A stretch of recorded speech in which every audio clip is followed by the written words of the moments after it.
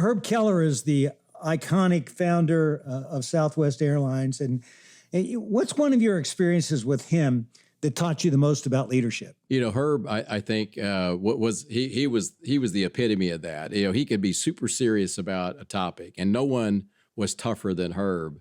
But at the same time, he loved to have a lot of fun. He had a great big laugh. Maybe a little notorious for smoking and drinking at work, maybe on the job every once in a while. But I had a chance to watch him do really hard things, like take on freeing Love Field here, change federal legislation in order to change the way we can operate at Love Field, but never take himself too seriously. I remember he actually challenged somebody to arm wrestle to solve a lawsuit.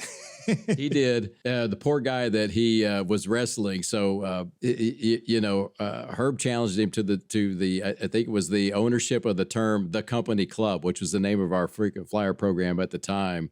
And so the guy thought he was flying in to negotiate with Herb. Next thing you know, Herb's got him down at the Sportatorium at a wrestling facility here in Dallas. They bus in 5,000 Southwest Airlines employees. You've got CNN, you got cameras all the way from Japan to film this. And I thought the poor guy was going to pass out before he ever got to the wrestling match. But it was an awful lot of fun. I think my favorite Herb story, Herb loved to write people back. So somebody, as a joke, wrote in to him and they wrote him a letter and said, "Hey, Herb, I was in one of your bathrooms on your aircraft and I noticed that the toilet paper was installed upside down. It was coming under the roll instead of over the roll." He thought he was really funny. So Herb wrote the passenger back and he said, "Hey, I understand your question, but what are you doing upside down in my bathroom?"